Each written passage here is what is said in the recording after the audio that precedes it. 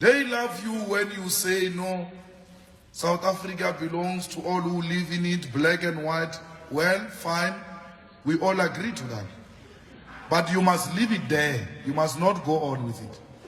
Because once you say South Africa belongs to all who live in it, black and white, and we must share in the countries where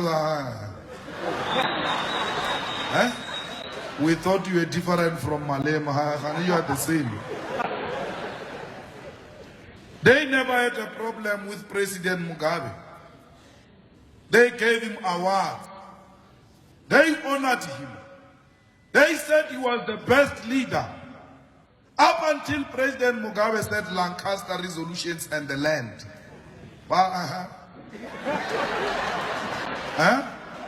Don't you think you have served too long? What does it mean? It means our economy will still be dominated by the minority. Our grandchildren, not even our children, me and you, Floyd, won't last. We are dying very soon. From the look of things.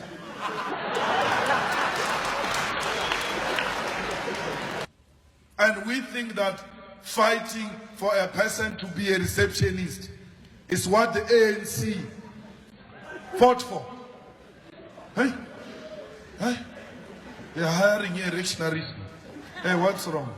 Hey, volunteers are not being hired in the municipality. You want to be hired for what? There was a post for receptionist here. There was a post. We wanted our secretary, regional secretary, strategically to be deployed at the reception. But what is strategic about the reception?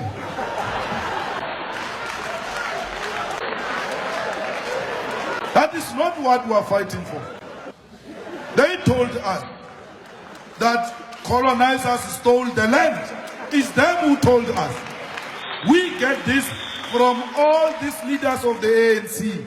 Today they are in government. Of course, we understand they may try to be diplomatic. But you taught us that colonizers stole the land.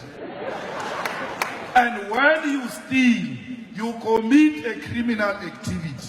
And once you commit a criminal activity, you are a criminal. You must be treated as such.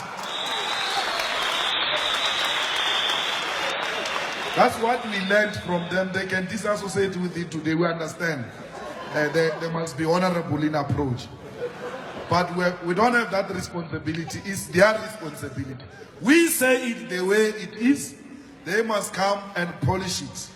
So that as long as the product is the same, we have not. Every politician out there who has got a better explanation that democracy will work on African ground, please come forward and challenge me on that. We can say that we are free, but our freedom is rotting, is eating, is cankering, is destroying, is vandalizing our own systems. We bring up children that we don't know. We worship what we don't know. We eat what we don't know. We work for what we don't know. We bank where we don't know our money is going. We insure our things where we don't know. We are simply an audience that is floating in the midst of a system that is being managed by those who have resources. I want to say it very clearly, that poor people have no choices. Poor people have no choices. Choices are for the rich people. So show me a democratic system that allows common people to be rich. No.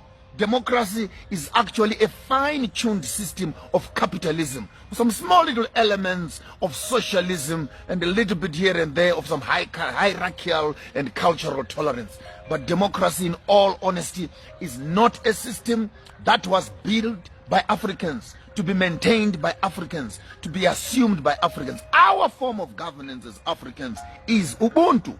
Ubuntu is our governance. I am because you are. It does not make sense that Africa can have so many resources, yet Africa still languishes in poverty. We have banks that we don't own. We have education systems that we don't own. We have curriculums that we never wrote. We have political parties that don't service our own interest as people. We have passports. They don't give us access to other countries. They have access to our countries. We don't have access into their own countries. And that's supposed to be democracy. They have embassies in our own countries, and yet they put the same countries in sanctions. What sort of a system are we talking about if we are to be addressing the issues of African democracy? African democracy is a crippled child who is sitting on a wheelchair, a paraplegic wheelchair. In as much as our countries are claimed to be democratic, they are not free at all. Our economies are ruled by the West.